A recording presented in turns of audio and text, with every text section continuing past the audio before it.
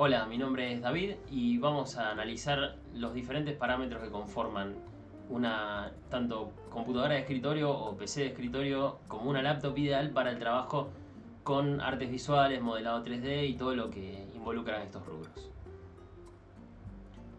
En primer lugar tenemos dos formatos, como bien dijimos. Uno es de escritorio o fijo, que puede ser digamos, armado a medida en función de las posibilidades que nosotros tengamos, y en relación a eso vamos a ir viendo cuáles son los componentes clave a tener en cuenta al momento de seleccionarlo. En el otro extremo tenemos los laptops, portátiles, notebooks o como muchos deciden llamarlo, que involucran, digamos, un prearmado fijo donde nosotros tenemos muy pocas posibilidades de modificar los componentes, y se hace fundamental tener una claridad total al momento de elegir el conjunto total, porque una vez que hemos comprado la maquinaria no puede ser modificada.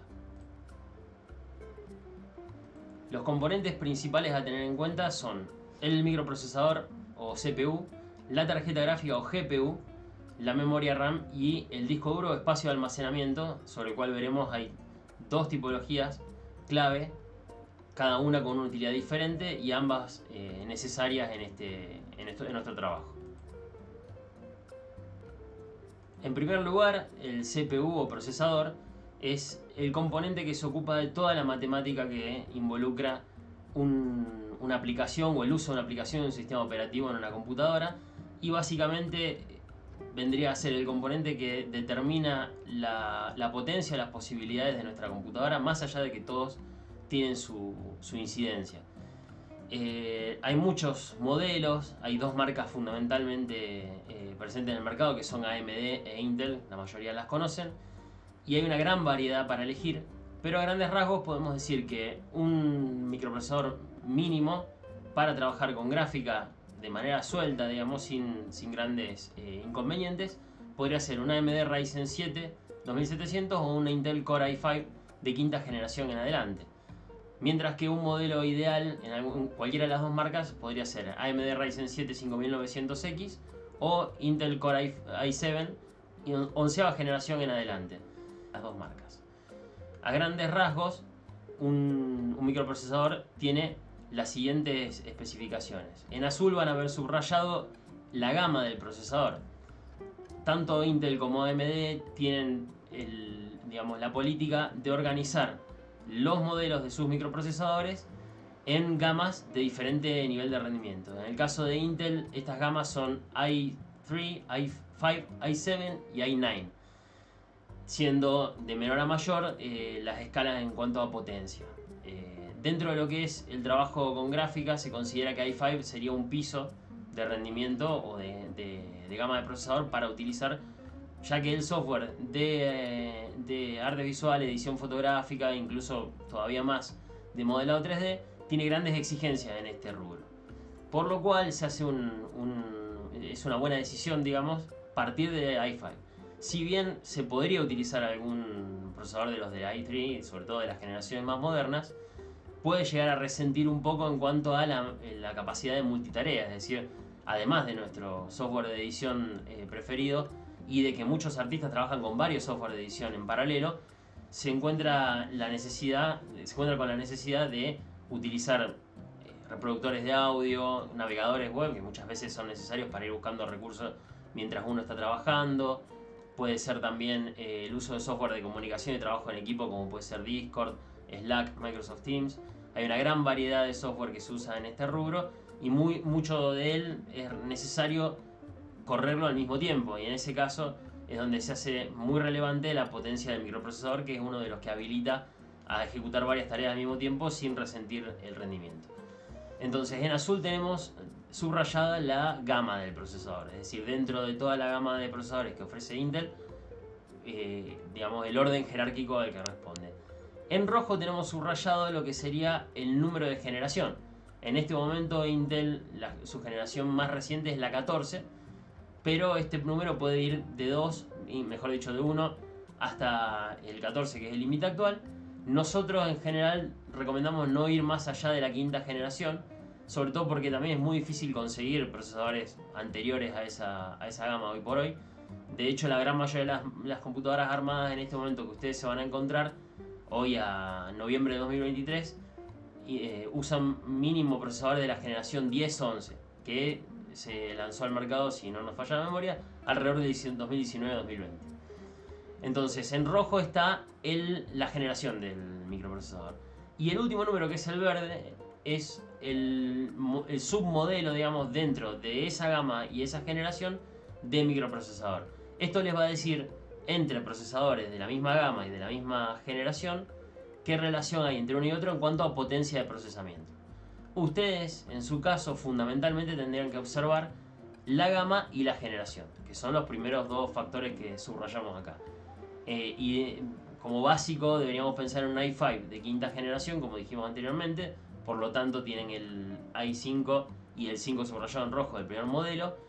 Y como ideal, digamos, uno de los procesadores más potentes de la actualidad es un i9 de decimocuarta generación, que está lanzado este mismo año. Y ahí ven entonces en el último ejemplo el i9 y el 14 subrayado en rojo. Como un modelo intermedio pueden pensar en un i7 de onceava generación. AMD responde a un patrón muy similar. Tiene como nombre de sus, en lugar de, digamos, lo que Intel dio en llamar Core i, ellos utilizan el nombre Ryzen. Ryzen es una arquitectura que salió ya hace algunos años por primera vez, fue mejorando en sus características, pero su organización a nivel nombre de los modelos es muy similar. El primer número da la pauta de la gama del procesador, que va desde el 3 al 9, exactamente igual que en Intel. El segundo número, o mejor dicho, el primer dígito del número de modelo es la generación. En este momento la generación más moderna de AMD Ryzen es la 7000. Y los números que le siguen a ese primer dígito son los del modelo, o submodelo si quieren, dentro de esa generación. Nosotros habíamos planteado un primer modelo base, un Ryzen 7, que es en este momento el segundo escalón en cuanto a potencia de AMD Ryzen. El más alto es 9, el siguiente es 7, pero de la generación 2, modelo 700. Una posibilidad intermedia sería un Ryzen 5, es decir, gama intermedia, de la generación 5, que es mucho más moderna que la 2700, y modelo 600. Y lo más, digamos, potente, lo más actual que ha sacado en este momento AMD al mercado es la gama 9 de generación 7 o serie 7000, como le llama AMD, y el modelo 950X. Como un detalle que hemos dejado pasar en los modelos anteriores, pero que es importante tenerlo en cuenta, en el caso de Intel, ustedes van a ver que a veces los modelos al final tienen una letra G, una letra F, una letra H, una letra U. Cada una de esas letras da la pauta de una característica puntual de ese microprocesador. En el caso de los Intel, la F significa que no tiene gráficos integrados, lo pueden dejar pasar. La U significa que consume menos energía, tiene algunas cuestiones puntuales así. No es de gran importancia en este caso. Sí, en AMD, la X al final indica que ese procesador es a igual modelo. Por ejemplo, en este caso que tenemos acá, el Ryzen 9 7950X tiene su versión 7950, pero la X tiene un extra de potencia disponible, un extra de ventilación, tiene siempre algunas características un poquito superiores. Entonces, ante la disyuntiva de tener dos modelos iguales, uno que sea X y otro que no sea X, si ustedes pueden invertir en el X, se recomienda hacerlo, porque van a tener siempre alguna mejora en algún aspecto. Consume un poquito menos de energía, tiene una mejor ventilación, tiene un rendimiento superior o permite acelerar a rendimiento más alto, tiene algún extra. Así que tengan en cuenta eso, es muy importante y les puede servir ante la posibilidad de comprar alguno de los dos modelos. Pasamos ahora a la memoria RAM. La memoria RAM es un componente que se ocupa de almacenar la información de uso inmediato. Eso quiere decir que toda la información que nuestras aplicaciones necesiten en el momento para trabajar va a estar guardada ahí, o al menos, si no toda, la mayor parte posible. ¿Qué quiere decir esto de la mayor parte posible? Que mientras más grande sea la memoria RAM, mejores posibilidades nos da a nosotros de rendimiento, porque más información de uso inmediato puede almacenar una aplicación en esas unidades. Lógicamente tiene una capacidad limitada si uno lo compara con un disco, pero también los programas tienen sus propias técnicas para gestionar esta memoria RAM y usarla de la mejor manera posible. Aún así, siempre es importante tener la mayor cantidad que no sea que está al alcance de nuestro presupuesto. El mínimo actual del mercado, indicado incluso por empresas como Adobe para su software para Illustrator, Photoshop o cualquiera otra de las que están en el campo de la edición fotográfica y el arte visual, son 8 GB. En el caso del 3D, esto no es así, ténganlo en cuenta por más que acá diga mínimo. En el caso del 3D, lo menos que se puede pensar en 16 GB. Es muy recomendable pensar en 32 en adelante, porque el modelado 3D es muy exigente en este sentido, sobre todo en cuanto a lo que tiene que ver con las texturas de los modelos, que ocupan una cantidad de espacio importante, y si se está trabajando con algún tipo de renderizado previo rápido, es determinante en el funcionamiento del software tener la mayor cantidad de RAM posible.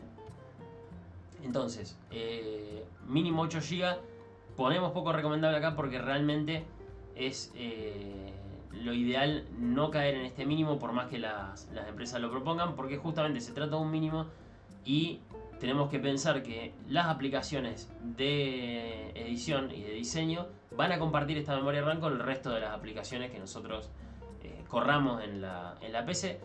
Y al día de hoy todo el tiempo se está, digamos, relajando el límite que se autoimponen los diferentes programas de memoria RAM para usar. Entonces, un Spotify, un Chrome, incluso cualquiera de los navegadores web, aparte de Chrome o suite de ofimática como Office, cada día consumen un poco más de RAM y se permiten un mayor consumo de RAM en pos de implementar funcionalidades de mayor envergadura.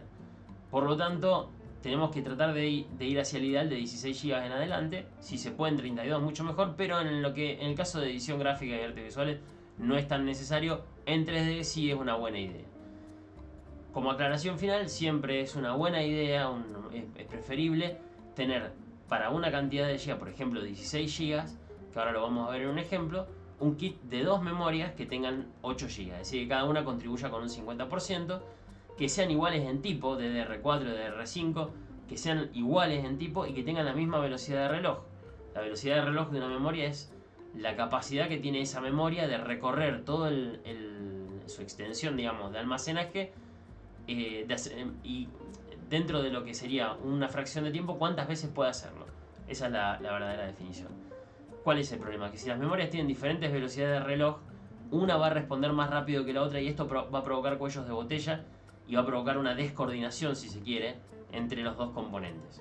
A la vez, si una sola memoria almacena toda la información necesaria, cada vez que queramos acceder a alguna pieza de información, la aplicación se va a ver obligada a pedirle a la memoria que recorra toda la memoria completa, en lugar de tener dos memorias separadas y saber dónde está cada uno de estos datos, aparte de la posibilidad de acceder a las dos memorias en paralelo, lo cual nos da un mejor rendimiento aún, porque hace que un programa pueda hacer dos peticiones al mismo tiempo. Entonces, por más que el tamaño de la memoria sea menor, al ser dos diferentes nos permite acelerar la manera en la que se busca la información y acelerar el proceso de encontrar lo que nosotros necesitamos para llevar de vuelta a nuestras aplicaciones. Acá, como pueden ver en el ejemplo, esto es un kit de memoria a la venta de dos memorias DDR4 que funcionan a 3200 MHz, esa sería la velocidad de reloj, lo que está subrayado en amarillo, y esas dos memorias son de 8 GB para conformar un kit de 16. Eso es lo que ustedes deberían idealmente comprar. Vamos a hablar ahora del disco duro, que es básicamente el componente en el que se almacenan tanto las aplicaciones como los datos que nosotros utilizamos o producimos con ellas. Hay dos tipos de disco duro.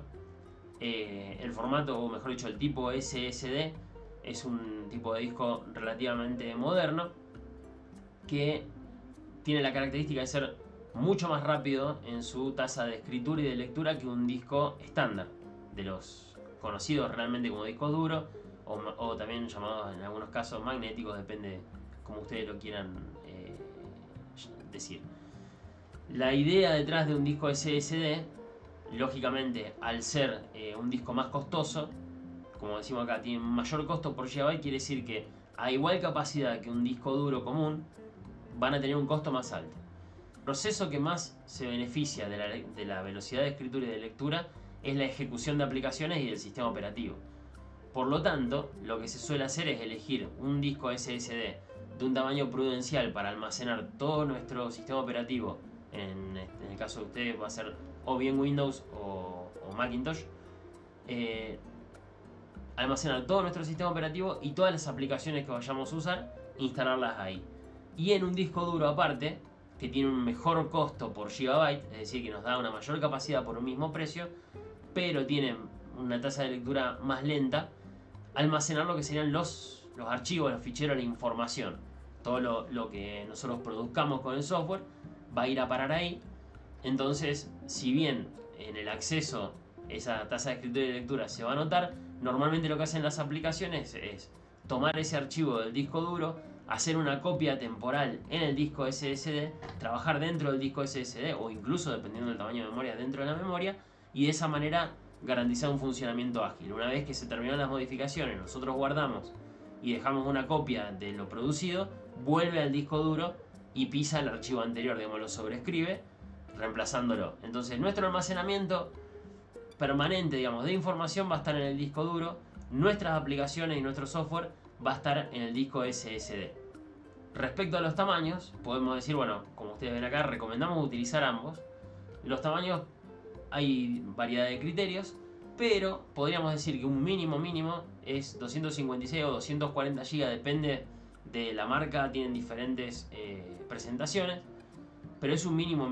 Al día de hoy, si uno instala, por ejemplo, Windows con Illustrator, Photoshop y algunas otras herramientas de edición más un software de música como Spotify o cualquiera por el estilo, y Chrome o cualquier otro navegador web, etc., fácilmente va a estar alcanzando los 150 GB, quizá un poco más también.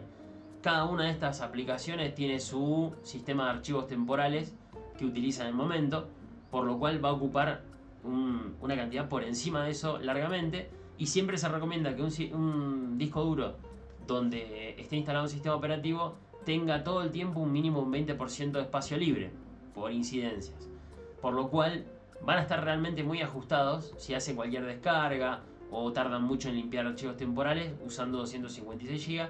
Es muy recomendable comprar hoy por hoy un disco de 480 GB de espacio. Yendo a lo que sería el disco duro para almacenaje, idealmente 1 TB, que vendrían a ser 1024 GB, sería una muy buena medida, para un muy buen tamaño para almacenaje permanente de información, y eventualmente, para empezar, está perfecto. Con el tiempo pueden seguir agregando discos duros a su computadora del tipo que quieran, pero para partir, digamos, para iniciar las tareas, esta conformación está perfectamente alineada con las necesidades que pueden llegar a tener. En cuanto a la tarjeta gráfica, es uno de los rubros quizá más complejos de medir, porque hay una gran variedad de modelos, pero básicamente tenemos un escenario similar al de los microprocesadores. Los dos competidores principales son Nvidia, que está alineada con todo lo que sería el universo Intel, y AMD, que absorbió lo que en otra época era ATI y que tiene su competencia, y lógicamente también tiene una alineación con lo que es su gama de procesadores Ryzen y demás.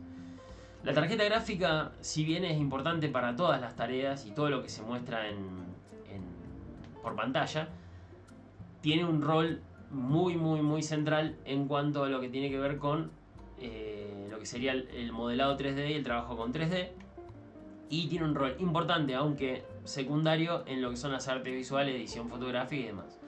En medio de esos dos rubros se encuentra el video, donde es más la aceleración de video, digamos, como se suele decir, discrecional o separada del microprocesador. Es muy beneficiosa para el rendimiento de todas las aplicaciones y ayuda a conformar un entorno de trabajo más profesional en lo que tiene que ver con la edición de video.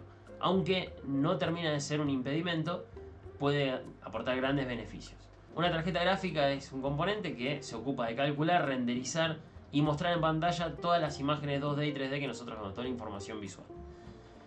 Como modelo mínimo, nosotros acá decidimos poner dos modelos prácticamente equivalentes, si bien tienen sus diferencias, pero muy similares en rendimiento de Nvidia y de AMD, que son la GTX 1660 de 6 GB en el caso de Nvidia y la AMD Radeon RX 5606 GB.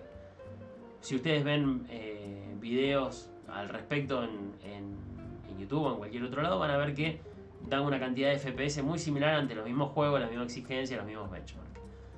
Como escenario ideal, digamos, partiendo de ahí hacia arriba, tenemos una Nvidia RTX 2080 Ti de 12 GB o una AMD RX 6700 XT 12 GB en adelante también.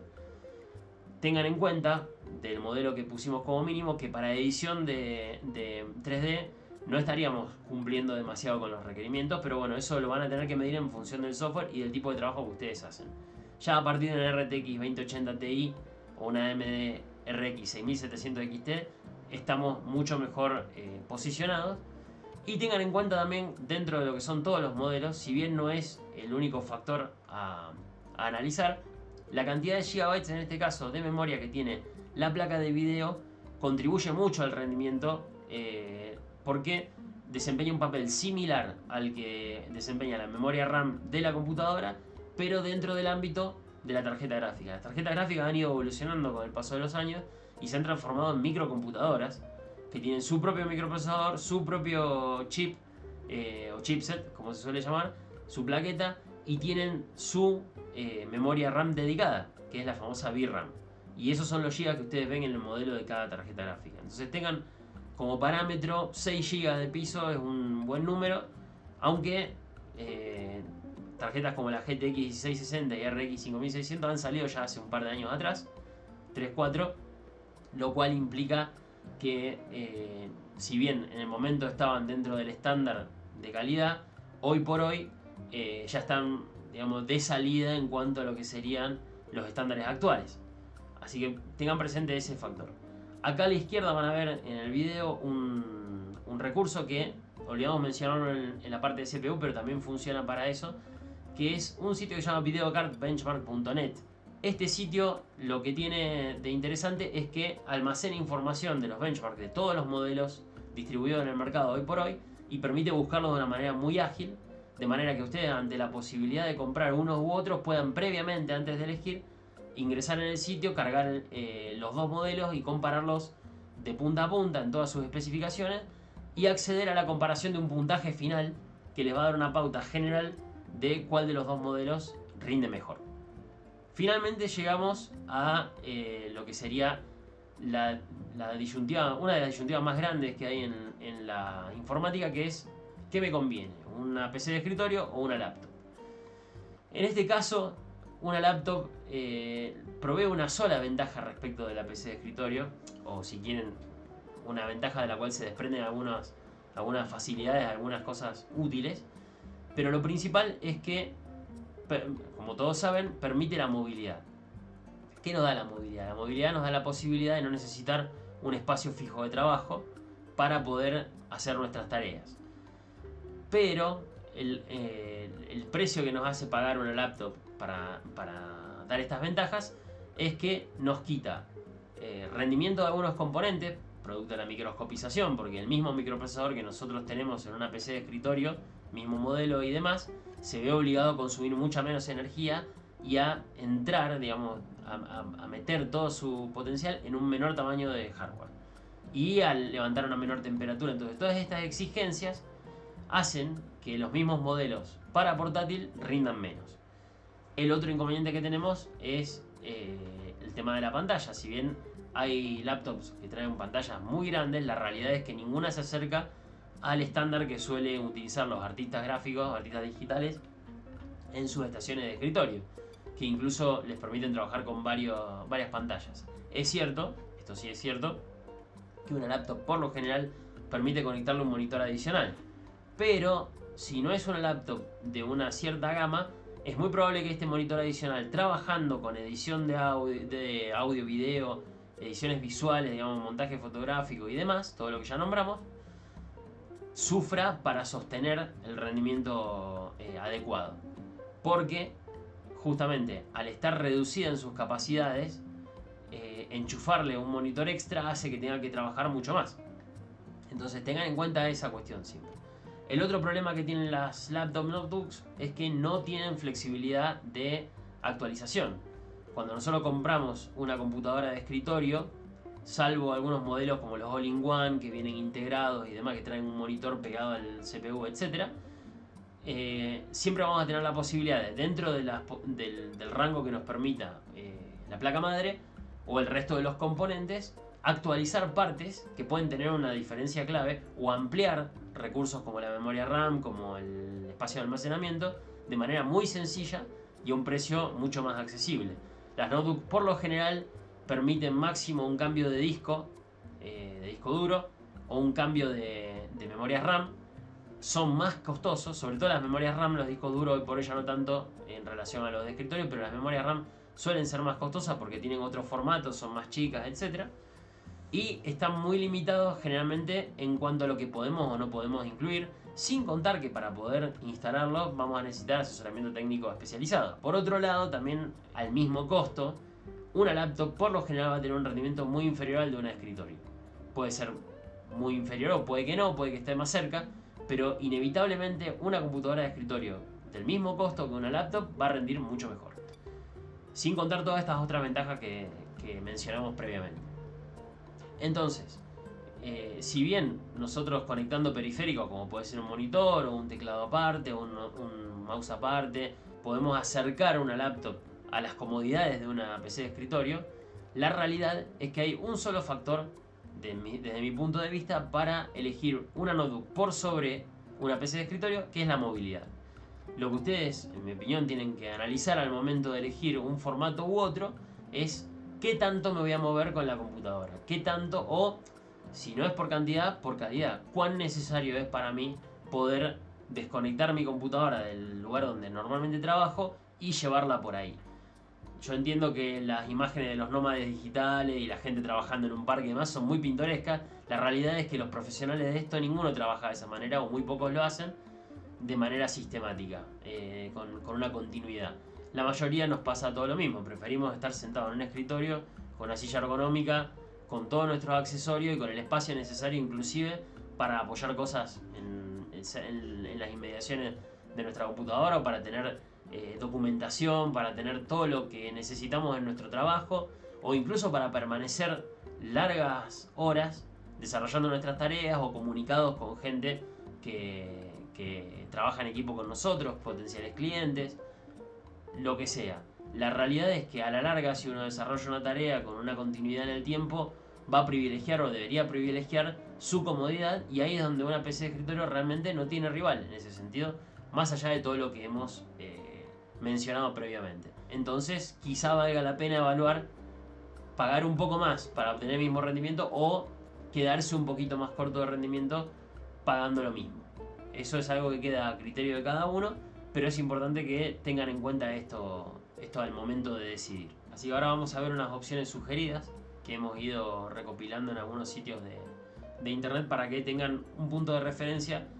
Como ya saben, la tecnología se mueve rápido, de modo que tomen esto con pinzas. Estamos en noviembre de 2023, es lo que hay en el momento del mercado, pero esto puede cambiar rápidamente en el transcurso de medio año quizás.